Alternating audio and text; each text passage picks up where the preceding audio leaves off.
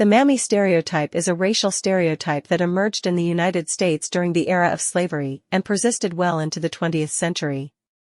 It depicts a black woman, typically a slave, as a devoted and submissive servant to a white family. The mammy figure is portrayed as loyal, nurturing, and self-sacrificing, often serving as a mammy or caretaker to white children. This stereotype perpetuates the idea of black women as content in their subservient roles and reinforces racial and gender hierarchies. The Aunt Jemima brand originated in the late 19th century, debuting as a pancake mix created by Chris Rutt and Charles Underwood in 1888.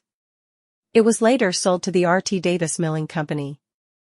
The brand's original imagery and character were inspired by minstrel show stereotypes, particularly the mammy caricature, featuring a smiling black woman depicted as a devoted servant.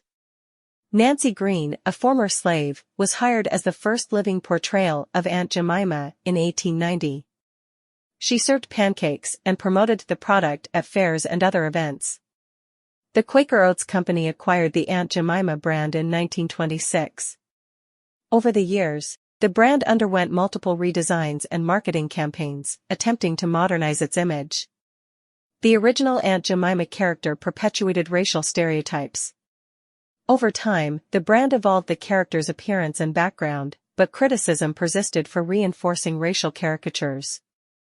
Aunt Jemima faced numerous controversies and lawsuits over the years, with critics arguing that the imagery and brand name were offensive and perpetuated racial stereotypes. In June 2020, amid growing racial justice movements, Quaker Oats announced it would retire the Aunt Jemima brand, acknowledging its racial origins and the need for a more inclusive image. Following the decision to retire Aunt Jemima, Quaker Oats pledged to rename and rebrand the product, aiming to create a more culturally sensitive and inclusive image.